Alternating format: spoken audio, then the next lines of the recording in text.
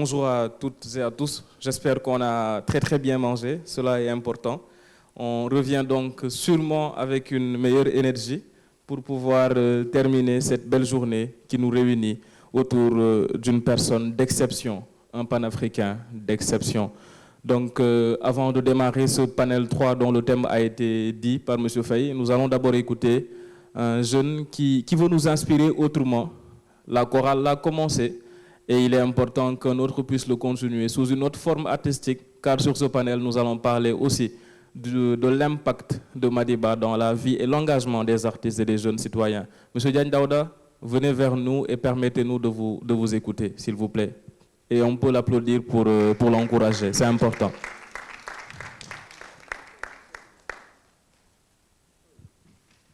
Mesdames, Messieurs, très chers invités, chers panélistes, je vous assure que j'avais préparé un texte sur Mandela, mais après avoir suivi le panel, après avoir écouté ces interactions, je pense qu'il serait beaucoup plus loyal, beaucoup plus juste que je m'exprime à cœur ouvert. Ce soir, aujourd'hui, à travers ces panels, en écoutant ces belles âmes, j'ai connu un homme de gloire, de sagesse et un influenceur. Sans m'endormir, à l'amphithéâtre, j'ai compris une chose. Il y a des trajectoires qui forcent l'admiration. Il y a des parcours qui tracent des chemins de lumière pour la jeunesse. Mais il y a des hommes qui le simple nom est synonyme de sagesse, de révolution, de liberté. Mesdames, Messieurs, la journée d'aujourd'hui est placée sous le coupole d'un mentor, d'un influenceur, d'un bâtisseur d'avenir. Je vous assure que si l'excellence avait un itinéraire, elle emprunterait sans doute celui de Madiba, Nelson Mandela. Il était et il sera toujours une référence, car il guettait son intelligence dans la forêt dense, et même si le temps change, l'Afrique gardera toujours cette chance de référence. Madiba, son nom a survolé les océans, traversé le continent pour influencer, briser les barreaux de Robben Island pour toucher le cœur des jeunesses. Madiba est une icône, son nom, Madiba, M comme mobilisation, qui est l'appel au réveil de cette jeunesse, à la révolution pour guetter la liberté.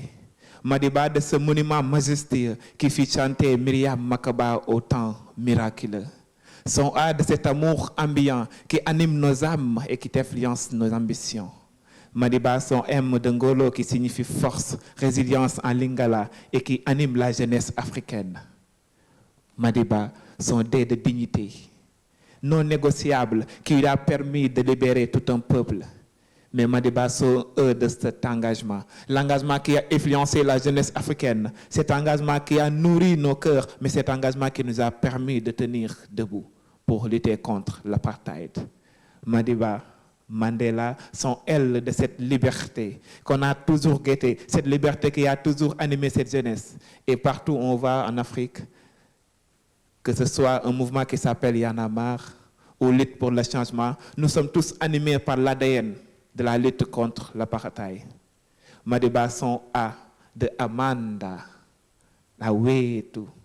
Madiba est une icône, Madiba est un modèle, Madiba est une référence, mais Madiba est une source d'inspiration pour toute la jeunesse.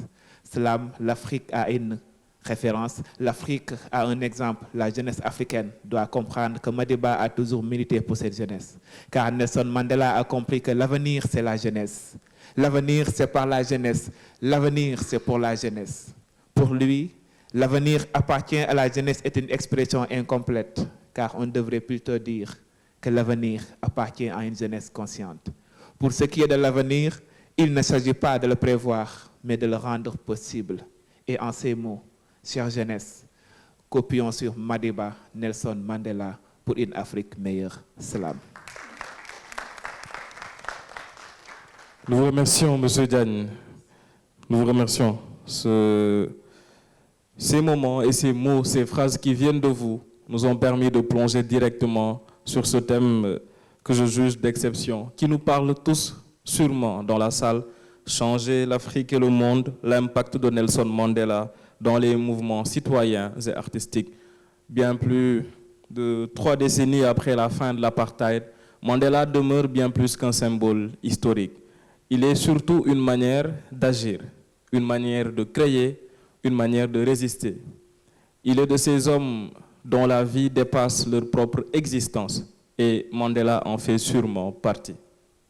Mandela est celui qui a pu montrer qu'au-delà de tout, que lorsqu'on arrive à allier justice, courage, dialogue, on peut vraiment prendre de la hauteur sur la haine.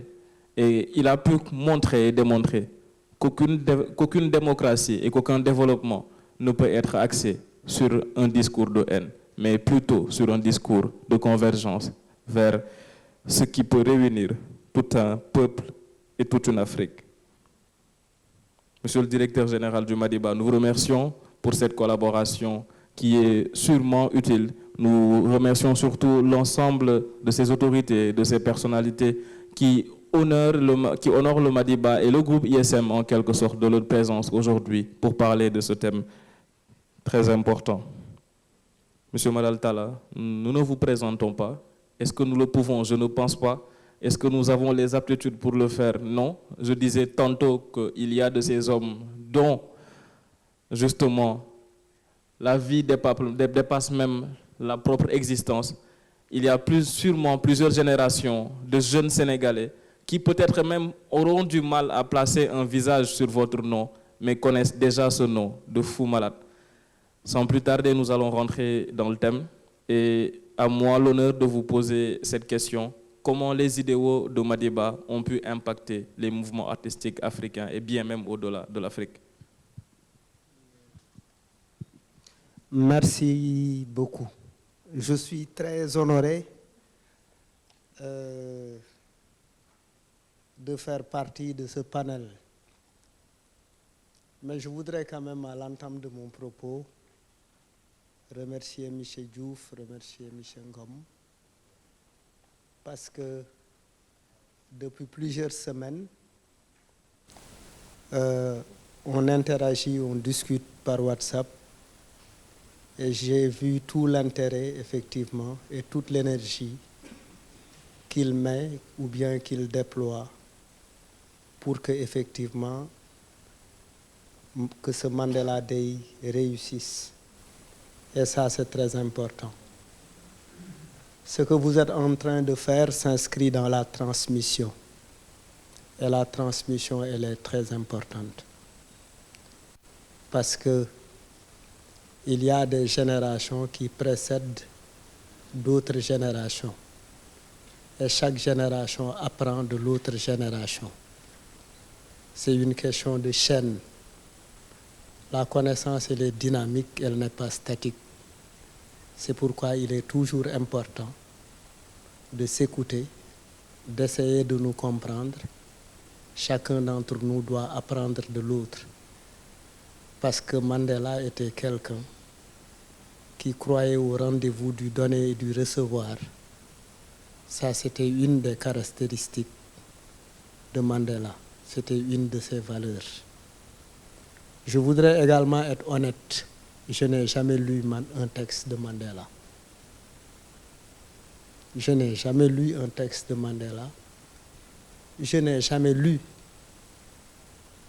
une déclaration de African National Congress. Mais j'ai connu l'Afrique du Sud par Mandela. Parce que quand nous avons été très jeunes,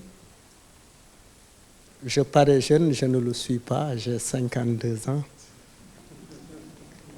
Peut-être que c'est le...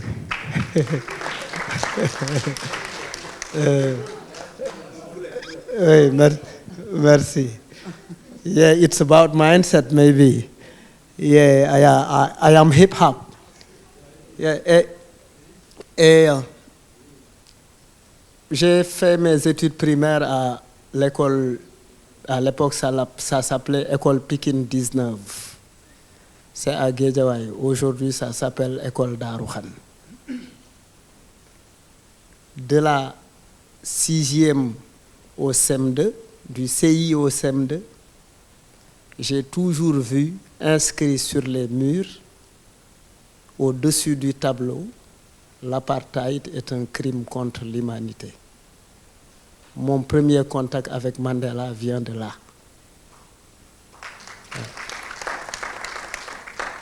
Et ça a tourné dans ma tête. Et à la maison, mes grands frères étaient très politisés parce que j'ai grandi dans une famille halpulaar, mais de militants gauche, mais de la gauche radicale, AJ/PADS. J'ai grandi avec des portraits de Amical Cabral, de Lumumba, de Sékou Touré, de Jomo Kenyatta, de Nyerere, de toutes ces figures-là. Donc,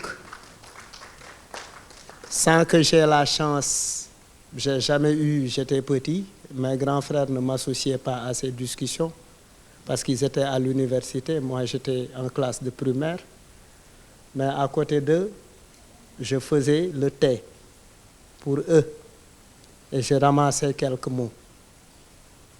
C'est comme ça que j'ai commencé mon initiation en politique. Mais j'ai été principalement marqué par Mandela. Pourquoi? Je suis d'abord, à part cette petite phrase qui continue de retentir dans ma tête, l'apartheid est un crime contre l'humanité, j'adorais la coiffure de Mandela. Parce que sa coiffure était devenue une coiffure, effectivement, que tout le monde imitait. Il y avait un vieux Majac qui s'appelait Laurent Mendy, qui allait en France et revenait. Il avait tout le temps cette coiffure-là. Et ce vieux ne parlait pas français. Ce vieux n'avait pas fait d'études. C'était un Bissau-Guinéen qui est venu s'installer au Sénégal pour partir en France. Après, il s'est installé. Mais il a porté cette coiffure jusqu'à sa mort. Donc, ce sont les deux liens, ce sont ces deux choses-là qui m'ont amené à Mandela et à découvrir Mandela. Ensuite, les autres éléments qui m'ont permis de mieux comprendre Mandela, c'est les chansons. J'étais fan de Omar Pène, il avait chanté Soweto, Soweto. J'avais une fois entendu Baba Mal chanter Winnie, Winnie Yo Mandela, Yoni Non, Winnie Yo, Yoni Non, Yoni Non, une belle chanson de Baba Mal. Kumba Gawlo Seck, Youssou Ndour, Jeu Spécial. Il y a un groupe de l'Angleterre qui s'appelle The Special. Il y a Stevie Wonder, il y a Myriam Makeba, il y a Bernard Lavillier, il y a beaucoup d'artistes effectivement qui ont chanté Mandela. Il y a Thione Seck, Salif Keita. Donc les artistes ont beaucoup chanté Mandela. Donc les artistes ont contribué à la validation du statut social de Mandela. Donc pour que Mandela soit valide dans la société, les artistes ont joué un rôle important dans l'amplification effectivement de la lutte. C'est-à-dire, la lutte ne pouvait pas être simplement une question de partis politiques et de journalistes. Parce que les journalistes et les partis politiques et les universitaires, c'est une partie, c'est une infime partie de la grande majorité. Et pour que le message soit beaucoup plus proche des populations et beaucoup plus accessible, il fallait que les artistes s'en mêlent. Et quand les artistes ont commencé à chanter, je vais m'arrêter sur le groupe The Special, un groupe anglais de rock ou de je ne sais pas quoi, qui a fait une chanson et qui a écrit une chanson qui s'appelle Free Mandela. Et cette chanson a commencé à alerter les autorités dans le monde. Quand Stevie Wonder a chanté I just call to say, je me rappelle, to say I love you. Cette chanson a été interdite et pourtant c'était juste une chanson. Donc il arrive qu'une chanson soit beaucoup plus efficace qu'un discours politique. Il arrive qu'un tableau d'art, qu'une fresque murale ou un pas de danse soit beaucoup plus fort. Ce que j'aime chez les Sud-Africains principalement, c'est leur approche avec la musique. C'est comment ils travaillent avec la musique, c'est comment ils exploitent la musique, la culture globalement, pour adresser des problèmes politiques. Et ça, c'est très fort. Et ça, c'est le moyen le plus efficace. Et ça, c'est un élément fondamental. Peut-être que les Blancs définissent la musique comme l'art de combiner des sons d'une manière agréable à l'oreille. Ce n'est pas ça. Ça, c'est une définition générique de la musique. La musique est une proposition politique. La musique est un acte social. La naissance d'un bébé en Afrique, un bébé qui vient au monde, il annonce son arrivée au monde en criant, en pleurant. Pleurer, c'est faire de la musique. Les pleurs, les cris, c'est un son qui renvoie à la musique. Parce que c'est aussi, ça produit de l'émotion. Donc la musique, c'est un acte social. Quand en Afrique, on annonce un décès, dans nos traditions, il y a des sons de tam-tam qui nous annoncent la mort ou la naissance de quelqu'un. Donc, travailler avec la musique pour adresser des problèmes qui nous concernent tous, c'est aussi un outil, c'est une manière assez intelligente, effectivement, de faire ça. Et Mandela nous a connectés, c'est après même que j'ai compris pourquoi les premiers groupes hip-hop sénégalais ont les noms renvoyés toujours, dans chaque nom de rappeur, il y avait Black. J'ai commencé à faire du rap en 1994. Mon groupe s'appelait African Black Roots. Et si nous avons une relation avec l'Afrique, c'est parce que nous avons beaucoup entendu Mandela. Même si nous ne savions pas dans le fond de quoi il s'agissait, mais ça nous parlait. Avant de faire du rap, j'ai essayé de faire, à l'époque il n'y avait pas de rap, en 87 je ne rappais pas.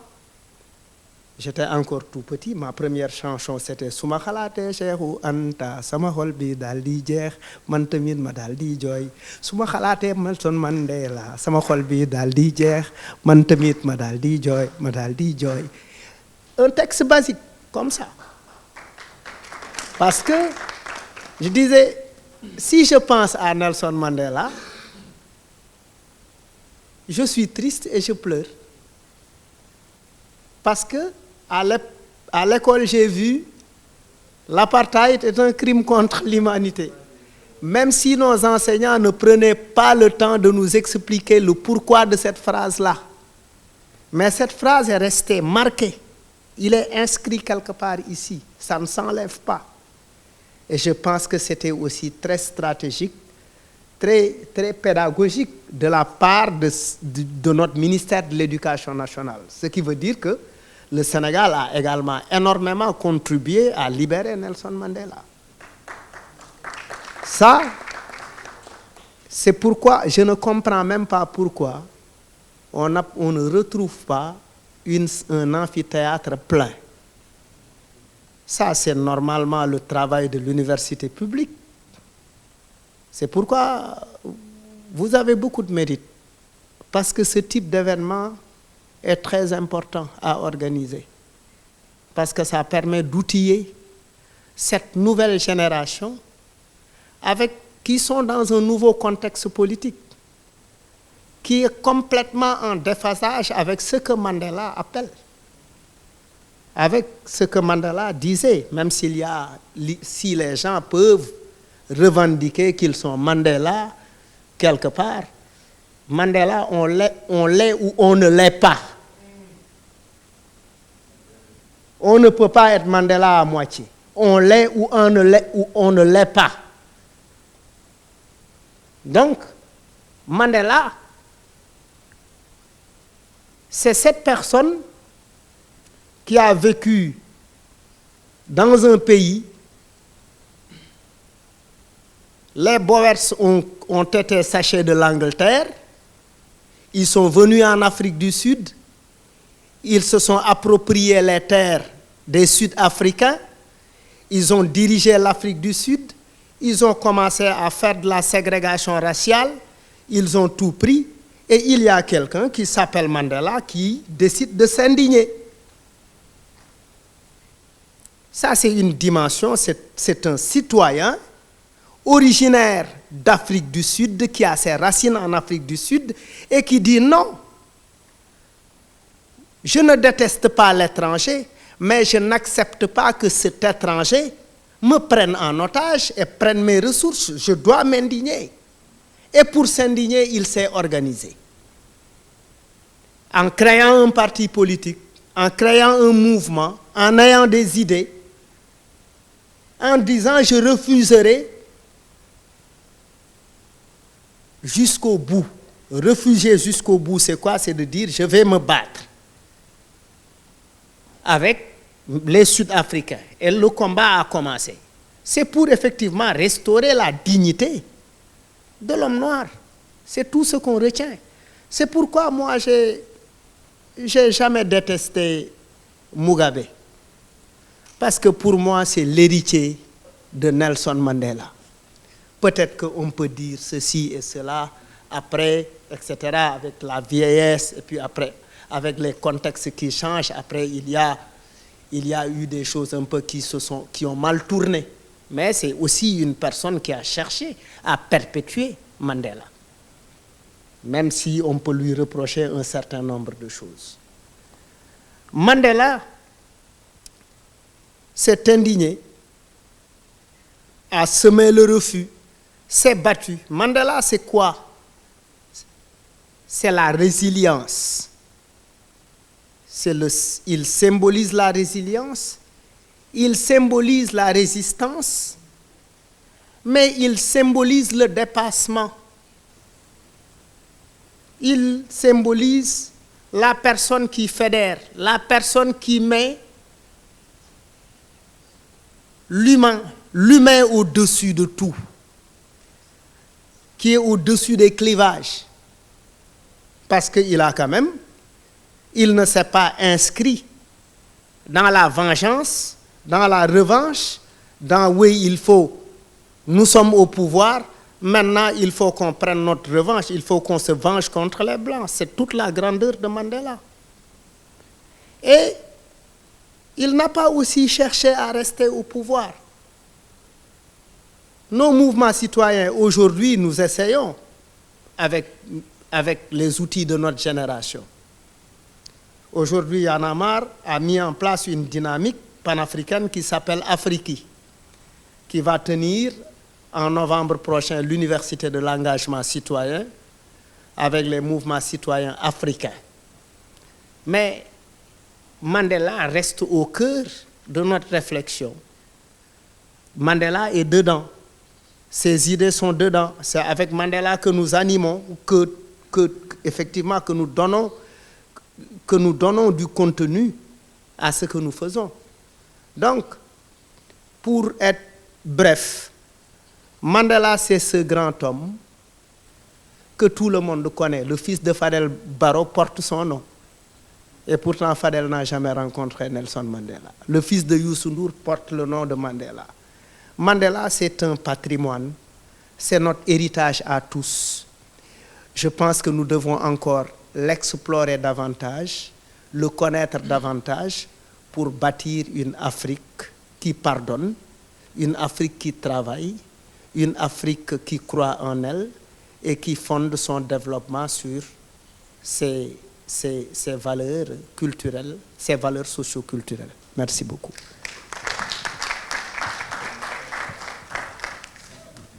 C'est nous qui vous remercions pour ce discours empreint d'art, effectivement, et cela est tout à fait naturel. Mais surtout ce rappel sur la question de l'homme fédérateur, de l'homme qui voit l'Afrique non pas que par le discours, mais qui voit l'Afrique de par la perception humaine de la chose. Et cela nous parle parce que vous êtes aujourd'hui en face du directeur général du Madiba Leadership Institute du groupe ISM.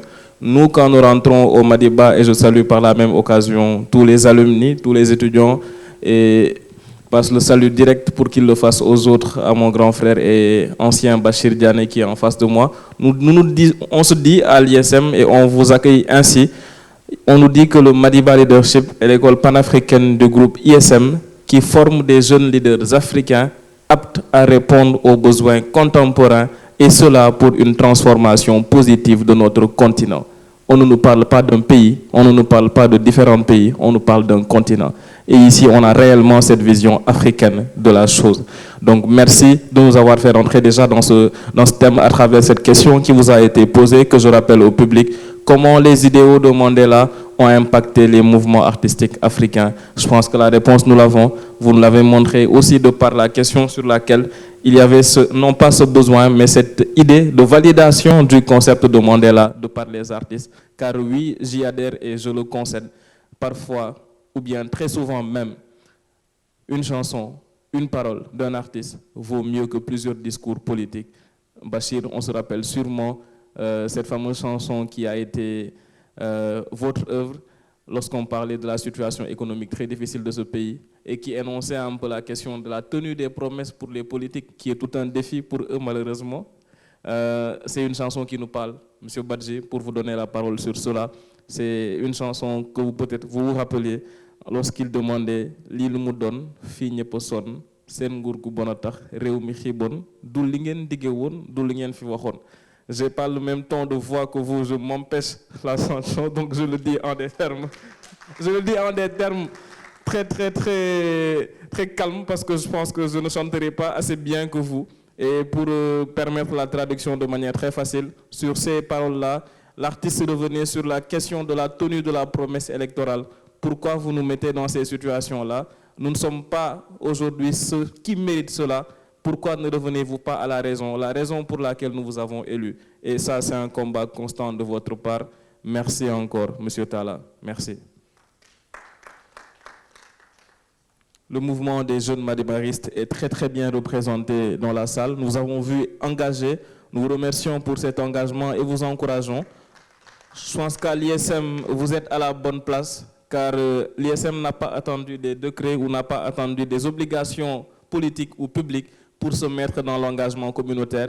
Ici, nous sommes tous engagés. Nous avons, je pense, une dizaine de clubs dans chaque institut. L'ISM a 4 instituts. Dans chaque institut, il y a tellement de mouvements. Il y a la Soft Skills Academy, il y a les clubs, il y a la chorale. Donc, nous avons été engagés pendant tout notre cursus à l'ISM. C'est le lieu de préciser que moi-même qui vous parle, j'en suis un alumni et un fier alumni. Car ici, on n'apprend pas que de la connaissance technique. Nous avions appris aussi la vie d'un Africain et d'un panafricain de solutions. Monsieur Soudé-Badji, je vous passe la parole avec grand plaisir. Vous êtes membre du mouvement des Madibaristes. Ma question, et je vous la pose, je vous l'adresse. Au-delà des mouvements artistiques, cette fois, comment les idéaux de Madiba, et surtout à votre endroit personnel, ont pu vous permettre de vous lancer dans cet engagement citoyen? Merci, monsieur le modérateur. Merci à l'assistance. Vraiment, j'aimerais, à l'entente de mes propos, avant de commencer, de remercier donc, le directeur, M. Diouf, donc, qui nous a chaleureusement accueillis ici. Et donc, sans oublier Dr Ngom, donc, qui n'a ménagé aucun effort pour la réussite de cet événement. Et toutes les autres donc, personnalités voilà, qui ont participé à cet événement. Et merci encore vraiment. Merci. Donc, c'est une question très pertinente par rapport à l'engagement citoyen et surtout ce qui nous a impacté dans notre cursus universitaire en première. Donc, je pense, l'un de mes prédécesseurs, Cheikh Ibra, dans son passage à son, le panel qu'il a donc assisté, le Ubuntu, a un peu rappelé l'historique du mouvement, donc, qui est né à l'université Saint-Anta Diop en 2014. Vous savez, en 2014, l'université Saint-Anta Diop était en ébullition. Il y avait donc une grève donc, très difficile pour les étudiants. Moi qui vous parle, j'ai échappé belle donc, par rapport aux échauffourées qui sont donc, survenus. C'est dans ce sens, dans ce contexte, que le mouvement est né. Donc, parce que moi, avant l'université, je ne connaissais pas Nelson Mandela. Mais quand je suis arrivé à l'université Cheikh Anta Diop, et j'ai trouvé les cheikhs donc, qui ont déjà mis en place ce mouvement, je n'avais pas une connotation politique parce que je ne voulais pas faire de la politique. Et quand j'ai vu donc, le mouvement Nelson Mandela, j'ai dit que voilà, c'est exactement l'homme qu'il faut pour que vraiment j'intègre, qui peut me faire changer, qui peut me faire connaître la vie en tant que telle. C'est en ce moment que j'ai rejoint le mouvement et je ne l'ai pas regretté. Donc, pour vous dire, Nelson Mandela nous a beaucoup impacté. Parce que nous avons inspiré de Nelson Mandela en commençant ce qu'il faisait lui, Nelson Mandela. Donc, par les campagnes de sensibilisation, mais le don de sang, je vous assure, depuis 2014 jusqu'en 2018, on a collecté des centaines de postes de sang qui a servi à sauver des personnes. Nous avons consulté, organisé des campagnes de sensibilisation contre le VIH-Sida qui nous a valu beaucoup de satisfaction.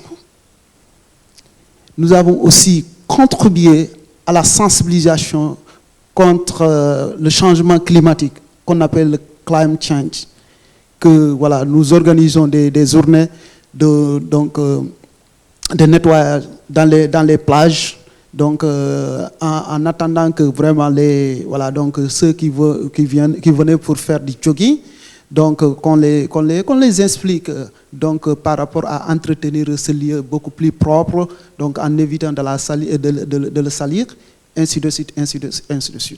Donc, et moi personnellement qui vous parle, dès ma première année, avec le contact de la connaissance de tous ces idéaux de Nelson Mandela, moi je suis originaire de la Casamance.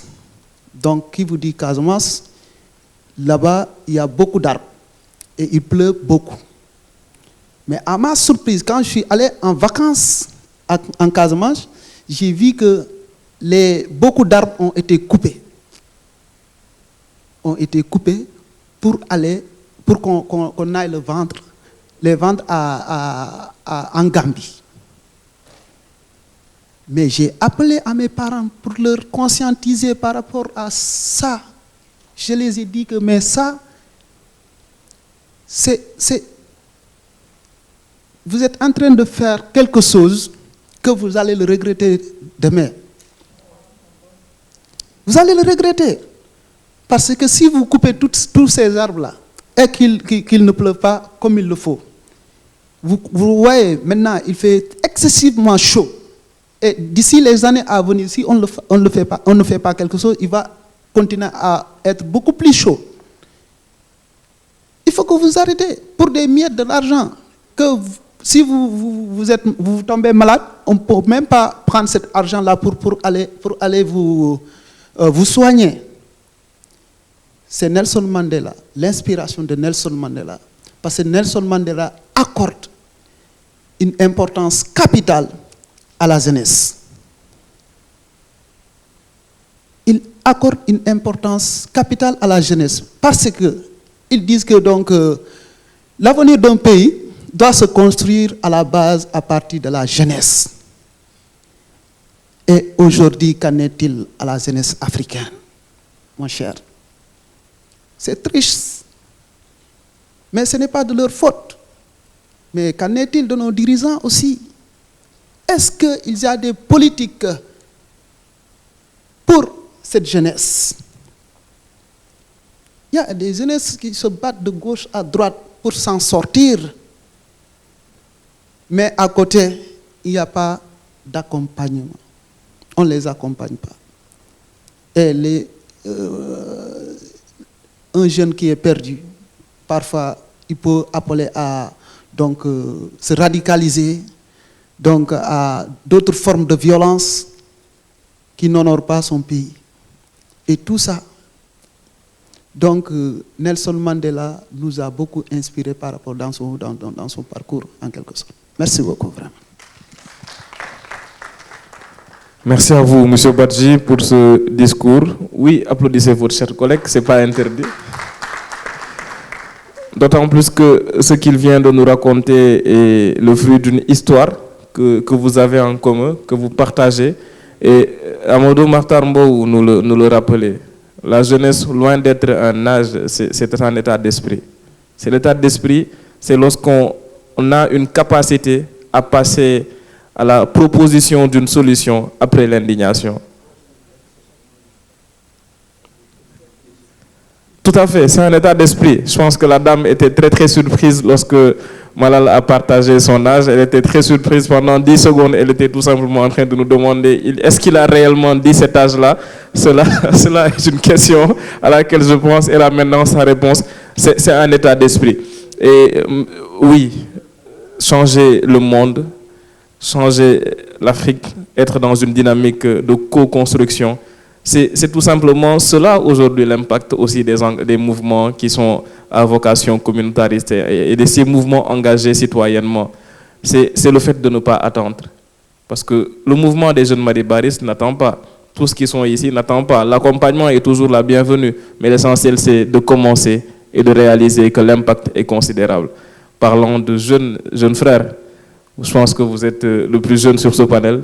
Et vous aurez sûrement des choses à nous dire. Car de génération en génération, j'ai adoré votre phrase lorsque vous dites que la connaissance n'est pas une chose statique. Absolument pas. Elle migre, elle migre et elle migre. Et dans cette migration-là, il faut qu'elle puisse tout le temps trouver le meilleur et la transmettre à l'autre. La transmission est l'essence même, je pense, de la vie de Madiba Mandela. Monsieur Steve Bonzi, vous êtes ici au niveau du groupe ISM, vous êtes sûrement quelqu'un d'engagé, je vous ai vu à plusieurs reprises. Comment l'idée, la philosophie de Mandela vous parle? Comment elle a pu peut-être déclencher quelque chose en vous? Ou comment vous vous en inspirez pour essayer d'être utile? Vous l'êtes déjà à votre communauté.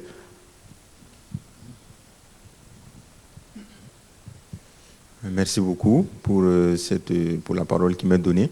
Donc, l'occasion faisant le larron, je vais d'abord commencer par également remercier M. Amadou Diouf, directeur du Madiba Leadership Institute, pour l'opportunité qui m'a été donnée d'être là aujourd'hui aux premières loges pour apprendre et échanger avec de si illustres personnalités. Donc, bien sûr, nous, enfin moi, dans mon cas et ma génération, Mandela, nous ne l'avons pas vécu, nous n'avons pas connu son combat, nous l'avons juste lu, nous l'avons regardé, nous l'avons découvert, nous l'avons écouté. Donc, vraiment, merci à vous pour vos brillantes interventions, de nous avoir partagé véritablement ce regard de ceux qui ont connu la figure de Madiba. Et en ce qui concerne la manière dont son idéologie, son combat inspire et pousse à l'engagement, il faut tout simplement se figurer que Madiba, c'est avant même d'être une personne, c'est une manière de penser, une manière d'agir et une manière d'être. Donc quand nous sommes arrivés nouvellement à ISM, on était au Madiba Leadership Institute, on nous a fait comprendre qu'il y a deux choses qui régissent l'esprit du Madiba Leadership Institute. D'abord, l'origine du nom, Madiba, et ensuite le terme qui vient juste après, leadership. Donc, une corrélation a été effectuée entre ces deux termes. Et c'est cela qui nous permet de dégager une sorte de fil directeur sur la manière dont Mandela influence notre manière d'être. Je m'explique. Nelson Mandela, comme nous avons écouté à travers les différentes interventions, c'est une figure, c'est un engagement, c'est un choix. Parce que c'est un homme qui, dès le départ, a choisi de s'opposer. Comme l'a expliqué ici M. Foumalat, il a expliqué c'est d'abord un homme qui a dit non. Il a choisi, dans la logique de Henri David Thoreau, la désobéissance civile pour contester. Mais face à l'échec de ce choix pacifique, il n'a pas hésité à être le leader qu'il aspirait à être, c'est-à-dire en prenant les initiatives et en n'hésitant pas à se salir les mains. Parce qu'il a rejoint l'ANC, il a choisi la voie du militantisme, il a choisi même la radicalisation en 1961 à travers la création du MK, donc cette branche armée de l'ANC. Et enfin, après 27 ans de prison, il a fait quelque chose de très fort et qui devrait inspirer les jeunes de notre génération, c'est le choix de la réconciliation. Après avoir traversé la ségrégation, le rejet, l'humiliation, il aurait pu, dans cette logique-là, choisir de renverser la tendance, c'est-à-dire se baser sur les coups que la vie lui a apportés, que le système lui a apportés, et décider qu'il était maintenant temps de changer les choses, mais c'est-à-dire que ceux qui étaient brimés deviennent les oppresseurs, et ceux qui étaient les oppresseurs deviennent les opprimés. Mais non, il a entamé le dialogue. Il est allé vers les autres, et il a voulu inspirer ses concitoyens à suivre ce même chemin-là. Et c'est précisément ce qui, aujourd'hui, doit être la leçon pour tout Africain qui se revendique comme étant un héritier de Mandela. Parce que, effectivement, nous le savons, l'histoire n'a pas été tendre avec forcément les Africains, comme beaucoup de peuples. Mais ici, aujourd'hui, nous sommes en train de parler de l'Afrique. L'histoire n'a pas forcément été tendre. Mais si l'on veut se revendiquer comme étant des héritiers de la pensée, de l'idéologie de Mandela, il est important d'aller au-delà de cette logique de « je reçois un coup, il faut que je le rende ». Il faut aller dans la logique du vivre ensemble, de l'établissement de cette nation dans laquelle tous les êtres humains, en dehors, au-delà de leurs différences, parviennent à s'accepter, à se tolérer et surtout à se réconcilier, à accepter que certes, nous avons vécu telle chose, mais ce n'est pas pour autant qu'il faut rendre l'appareil, qu'il faut s'ériger en vengeur, mais plutôt en réconciliateur, en pacificateur. Et d'ailleurs, même l'œuvre de Mandela nous le témoigne parfaitement, puisque c'est un président qui était toujours dans la logique de favoriser la paix. Il a été prix Nobel de la paix en 1993, ce n'est pas pour rien. Ses actions sur la scène internationale en matière de diplomatie, elles ont été très marquées par ça, que ce soit au Burundi, que ce soit au Lesotho, que ce soit en RDC, ou même à l'intérieur de son propre pays. Nelson Mandela a toujours été cet homme-là qui est associé à la pratique de la paix, au bon vivre parmi les humains au sein de la communauté internationale. Donc, comment Nelson Mandela m'inspire à être aujourd'hui un leader à l'image de l'institut dans lequel nous nous trouvons? C'est très simple. C'est tout simplement en se disant, dans cette situation, qu'est-ce que quelqu'un comme Nelson Mandela aurait fait pour réagir? Puisque en sciences politiques et relations internationales, nous sommes amenés, nous l'espérons, à évoluer un peu dans le même champ que lui, c'est-à-dire à parfois nous opposer quand nous ne serons pas d'accord, à apporter quelque chose, d'apporter une pierre à l'édifice de la construction de nos nations respectives. Donc, la manière dont il nous pousse, c'est tout simplement de se demander comment il aurait réagi dans telle ou telle situation. Si demain, dans un État, nous sommes dans une situation de conflit, il ne faut pas penser dans cette logique de camps rivaux qui cherchent à s'accaparer ou alors à faire prévaloir leur idéologie, mais il faut savoir s'écouter et communiquer. Parce que même si, effectivement, les Bous, les Afrikaners, et maintenant, ils étaient à la base des étrangers qui sont venus s'accaparer le territoire sud-africain. Aujourd'hui, l'histoire les a d'une quelconque façon réunis. Et ce que j'admire beaucoup chez lui, c'est qu'il a eu cette capacité à comprendre cela. Il s'est dit, au lieu de juste chasser les gens et créer un conflit qui se perpétuerait dans le temps et dans l'histoire, il faudrait véritablement construire une sorte de nation, pour reprendre l'expression du Desmond Tutu, une nation arc-en-ciel en quelque sorte. C'est-à-dire, même si nous sommes différents, nous sommes unis dans la recherche du bien commun et de la paix. Donc, c'est vraiment dans cette logique-là que Mandela inspire. On s'engage, on suit son héritage, on perpétue son patrimoine, en se demandant toujours véritablement comment le leader de la paix, de la pacification sud-africaine aurait réagi dans telle ou telle situation. Et c'est dans cette logique-là que je peux, à mon humble échelle, affirmer qu'il peut guider notre engagement communautaire. Je vous remercie.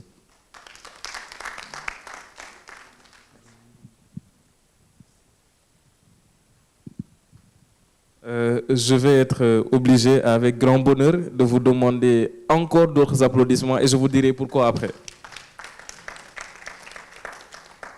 Alors, Steve Bonzi, que vous venez d'écouter, a été lauréat la semaine passée et major de sa promotion en sciences politiques et relations internationales du Madiba Leadership Institute.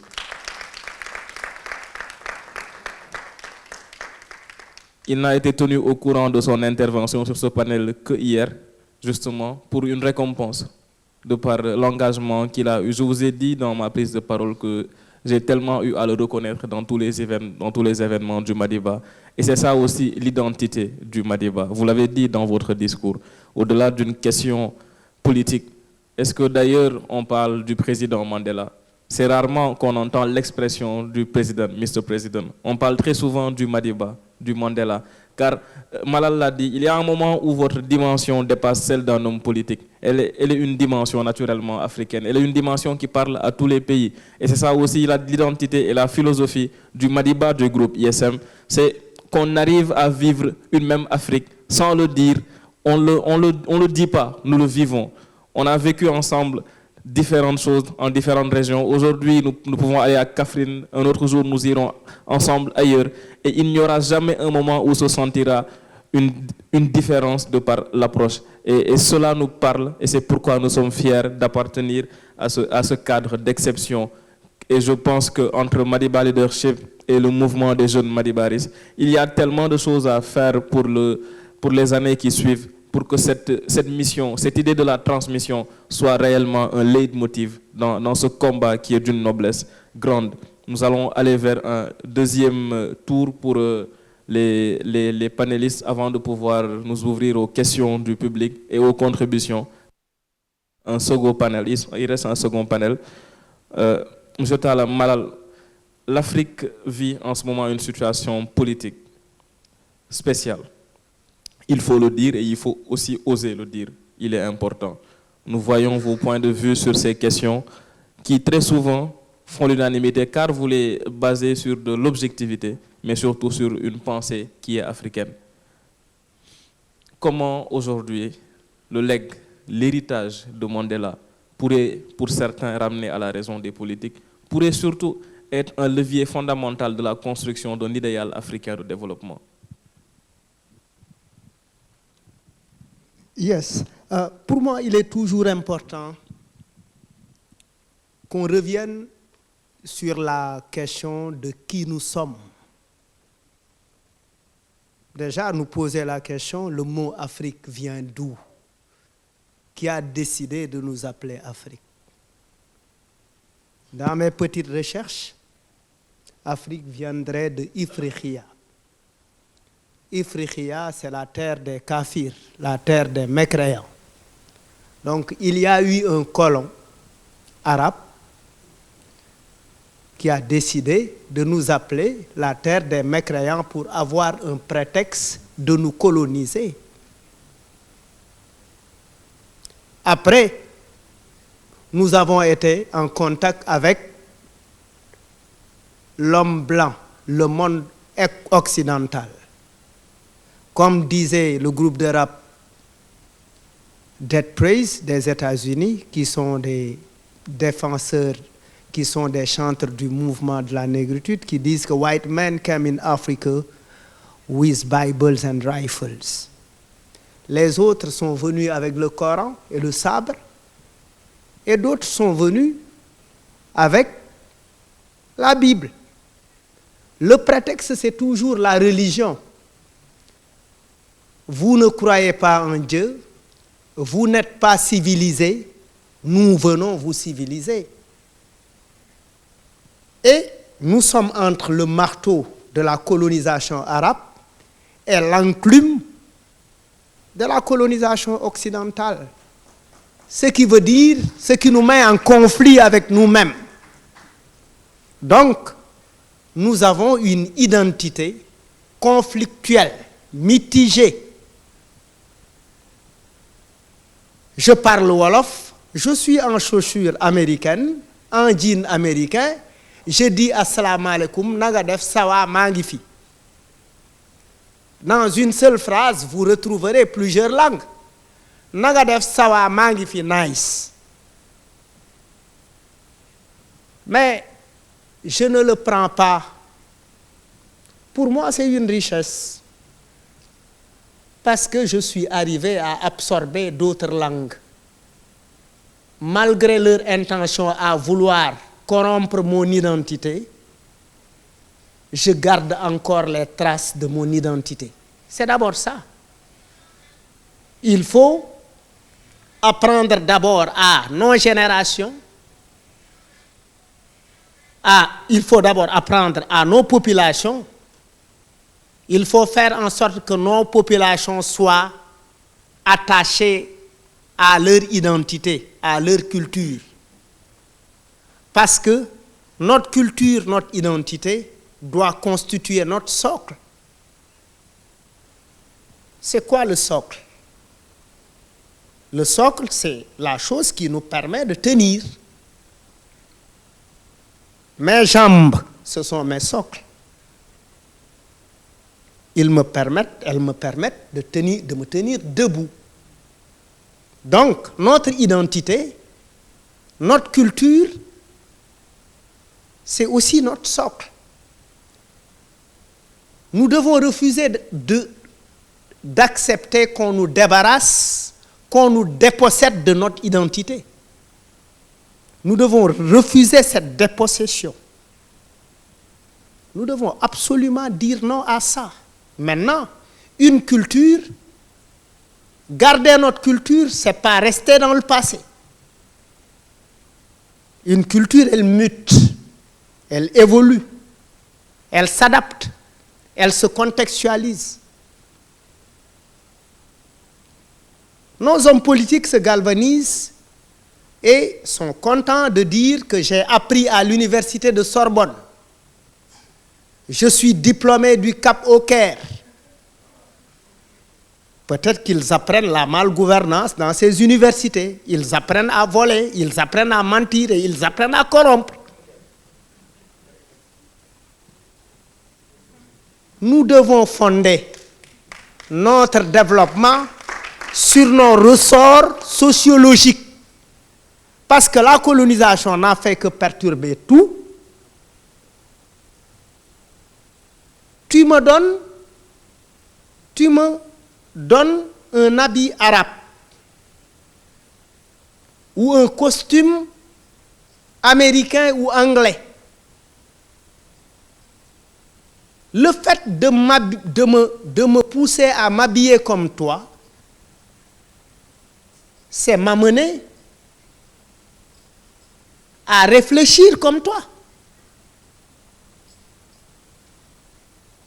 Quand je suis venu à l'université Cheikh Anta Diop, je venais fraîchement de Guédiawaye en 1997. J'arrive à l'université de Cheikh Anta Diop. Je n'avais jamais mangé avec la cuillère et la fourchette. Je n'avais jamais mangé seul à table. Et un jour, je prends mon ticket resto, je dois me retrouver dans un resto à table. J'avais mal. J'avais mal et j'avais peur. Parce que je me suis dit, mais je suis en train de me corrompre. Je ne sais pas manger avec la cuillère. Si je mange avec la cuillère, et si la cuillère tombe, les autres vont se moquer de moi. Et je me retrouve dans une chambre, au pavillon A, avec mon lit, mon armoire. J'ai commencé à voir mon. Mais après, je me dis, mais qu'est-ce qui se passe? Mon processus d'occidentalisation, et je l'ai commencé à l'école, au collège, au lycée, et finalement, c'est une manière d'achever, de consolider ce processus d'occidentalisation. Mais après, un ami me dit, mais Malal, Tu n'as jamais mangé avec la cuillère. Mais toi, tu es un rappeur, non? Je lui dis oui, mais il me dit mange avec la main. Je dis c'est pas interdit. Il me dit non, mange avec la main. On a commencé à manger avec la main. Et quand nous avons commencé à manger avec la main, beaucoup d'étudiants ont commencé à nous imiter. Et finalement, nous sommes devenus un groupe qui se distingue des autres étudiants. Mais entre guillemets marginalisé par les autres étudiants, parce qu'on ne parlait pas de la même façon qu'eux, on ne réfléchissait pas. Et c'est comme ça aussi, c'est ce type d'idée qui nous amène encore vers Mandela, vers Lumumba, vers Sankara, vers Nkrumah, etc., etc., etc. Mais je veux dire, pour revenir en fait, le développement, pour que l'Afrique prenne de l'essor, pour que l'Afrique aille de l'avant, à mon humble avis, est-ce que le développement c'est des routes? Est-ce que le développement c'est des infrastructures? Est-ce que le développement c'est des étudiants qui ont des ordinateurs? Le développement c'est d'abord un mindset. Parce que le type de développement et les modèles de développement qui sont conçus par les Occidentaux ne correspondent pas à nos réalités socio-culturelles. Nous n'avons pas la même urbanisation. Nous n'avons pas la même façon d'occuper l'espace. La manière dont tu aménages ta chambre est très différente de la manière dont Albert Royer aménagerait sa chambre. Parce que c'est culturel aussi. Nous vivons avec des moutons chez nous et des coqs. Nous devons tenir compte de cela. Parce que mes enfants, je les prends de la cité Murtada, je les amène à Guédiawaye, ils n'ont pas envie de rentrer à la cité Murtada. Parce qu'à Guédiawaye, ça vit. Les gens chantent, les gens dansent, tu peux sortir manger chez le voisin, tu parles manjac, moi j'ai appris à parler manjac sans être manjac. Manja malal, manchina tukulor, mante manja quoi. Manchi bu fecar bu faramendi. Na simbachi achina lole. J'ai appris avec mes amis. Ma mère était polyglotte parce que mon père était affecté un peu partout. Elle parlait Peul, Serer, Mandeng, etc., etc. Et elle n'avait pas fait d'études. C'est pour dire qu'en fait,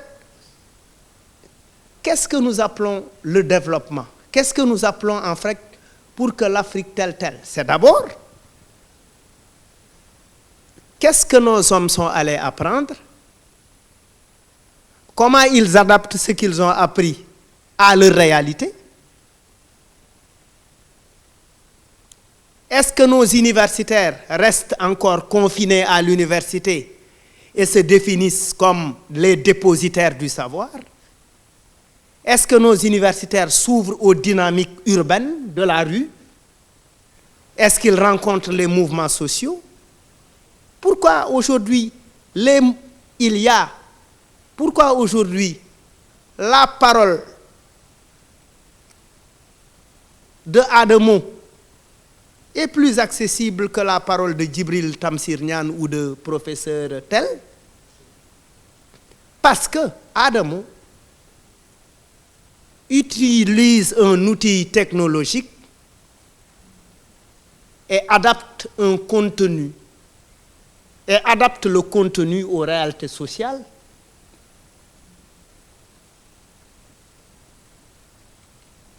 Pendant ce temps, l'universitaire est dans des concepts.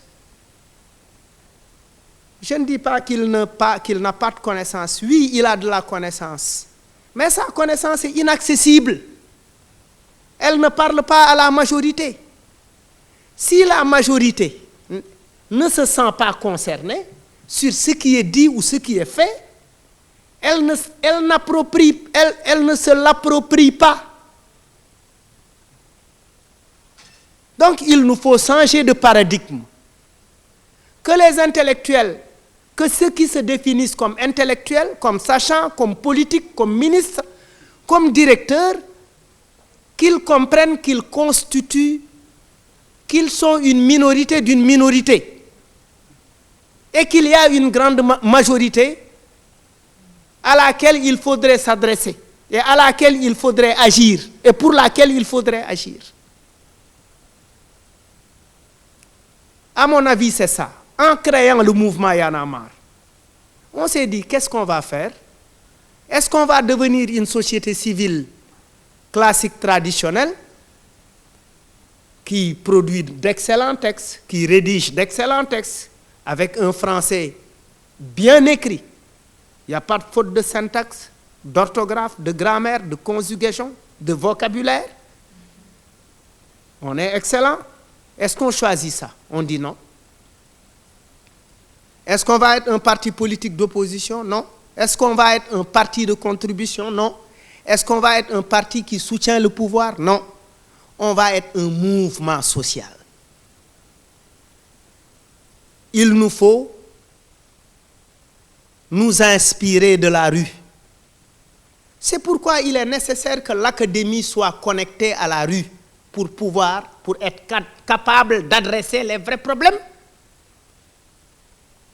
Tant que nos élites, tant que les personnes à qui on confie certaines responsabilités sont incapables de ce qui se passe en bas, de savoir ce qui se passe en bas, on ne peut pas prétendre au développement. C'est-à-dire, les inspirations pour le développement ne doivent pas être importées. Elles doivent s'inspirer du local.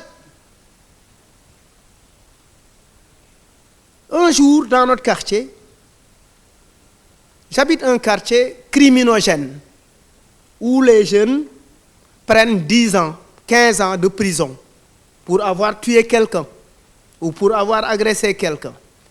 Un jour, un ami qui n'a pas fait d'école me dit, mais Malal, il nous faut créer quelque chose ici. Je lui dis, on fait quoi? Il me dit, on crée un centre comme Matador l'a fait à Pikine.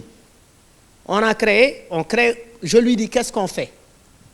Il me dit, le centre que nous allons créer doit être un espace alternatif de formation et d'éducation artistique et populaire. Et en créant cet espace-là, je vais terminer par ça. Malik n'a pas fait d'études. Moi, je suis allé jusqu'en année de licence à l'université Cheikh Anta Diop. Mais Malik n'a pas fait d'études. Il me dit, toi, tu as la connexion, tu as fait quelques études, tu es un rappeur connu, je suis moins connu que toi. Mais moi, j'ai le grassroots. Créons quelque chose. On appelle les jeunes, on crée, je suis élu président de l'association Guédiawaye Hip Hop en 2010, avant la naissance de Y en a marre. Malik me dit, qu'est-ce qu'on fait? Maintenant qu'on a un comité directeur, qu'est-ce qu'il faut faire? Je dis, il faut agir. Il me dit, mais où est-ce que nous allons nous prendre nos moyens? Je me suis rappelé de quelque chose. Cheikh Anta Diop disait que les premiers moyens, c'est les ressources humaines que nous sommes. Et il me dit, oui, d'accord, mais qu'est-ce qu'on fait concrètement? À l'époque, la mairie nous donne un espace envahi par des ordures. On a demandé à chacun de contribuer, pas financièrement, de contribuer avec quelque chose. Les gens sont venus avec des chaises délabrées, d'autres avec des plantes. On a commencé. Et aujourd'hui, on a érigé, avec nos propres moyens, un centre culturel hip-hop qui règle complètement la question de la délinquance dans le quartier. Et ce modèle, chaque année, les universités américaines nous invitent pour présenter ce modèle. On l'a fait à Howard University, on l'a fait à Hartford University, on l'a fait à Charlotte John Smith University, on l'a fait un peu partout, ce modèle. Mais nos États refusent de dupliquer ces modèles parce que ces modèles ne viennent pas d'eux. Et que nous ne sommes pas aussi un groupe qui adhère à leur philosophie politique. Pour moi, il nous faut des concepts politiques endogènes. Parce que le patriotisme, le libéralisme, le socialisme, le communisme, c'est des concepts qui n'ont absolument rien à voir avec notre histoire. C'est des ismes qui sont là depuis très longtemps, qui ne valent absolument rien et qui n'ont jamais réglé. Et qui mettent le focus sur des personnes. Tu vas dans un parti politique, au PASTEF, la seule tangente, c'est Ousmane Sonko. Tu vas là-bas chez Macky Sall. Tu vas là-bas, c'est Abdoulaye Wade, il a 100 ans. Personne d'autre ne peut émerger. Tu vas ailleurs, tu vas trouver quelqu'un d'autre. C'est-à-dire, les politiques sont incapables de dire aux jeunes, les politiques disent je, alors qu'ils doivent dire nous. Ils ne disent pas construisons le pays, faisons ceci ensemble. Ils disent quand j'arrive au pouvoir, je changerai tel, je procéderai à des changements systémiques. Ils mentent tous. Non, mais c'est parce qu'en fait, c'est véritablement ce qui se passe avec ces hommes politiques-là. Pour eux, toutes les personnes qui sont derrière eux, tout ce qui les intéresse, c'est qu'ils aient une foule derrière eux. Ils s'en fichent des compétences des personnes qui les suivent. Alors que chaque personne a une histoire et une trajectoire. Il faut s'en servir à bon escient. Qu'est-ce qu'on fait de nos ressources humaines de qualité? J'ai rencontré Sarenzo, mais j'ai reconsidéré toute ma trajectoire. Parce que la première phrase que Sarenzo me dit, quand je l'ai rencontré, malal bala ñuy djublu ci mbalitu koñ bi, nañu djublu ci mbalitu xel yi. Et c'est quelqu'un qui n'a pas fait d'études qui me dit ça. Il me dit, nañu balé mbali koñ bi mom bala ñuy balé mom malal bala ñuy jël rato nañ rato xel yi ba paré. Ah, cette phrase a retenti dans ma tête. Et j'ai dit exactement, lui c'est mon binôme. À l'université, on m'a beaucoup appris à théoriser. Lui, sa fréquence au quotidien, dans la rue, l'a bien outillé. Donc, il faut que j'entretienne avec ce type, entre lui et moi, ça doit être un rapport d'interdépendance et de complémentarité. Et c'est comme ça qu'on construit. Dans un pays, on le construit avec la diversité des ressources, avec la compétence de chacun. Sinon, on revient toujours à la case de départ, le problème ne sera jamais réglé, il sera différé. Qui s'attendait à un conflit Ousmane Sonko-Diomaye? Personne. Personne. C'est décevant ce qui s'est passé. Qu'on ait une nouvelle génération qui arrive au pouvoir, qui doit venir avec de nouvelles idées, de nouveaux paradigmes, et après, qui pratiquent la politique comme des vieux. Ils pratiquent la politique comme des gens du Néandertal, de l'Antiquité. Alors que faire de la politique chez nous, c'est très simple. On peut s'inspirer de Serigne Touba. On peut s'inspirer de El Hadj Omar. On peut s'inspirer du mouvement hip-hop qui a 50 ans et qui a changé des vies, qui a éveillé des consciences, qui a mobilisé des jeunes, qui a construit des entreprises. Dans mon quartier aujourd'hui, celui qui brandissait un couteau, là, Les jeunes vagabonds ont remplacé leurs couteaux par des appareils photographes et des logiciels pour composer des musiques.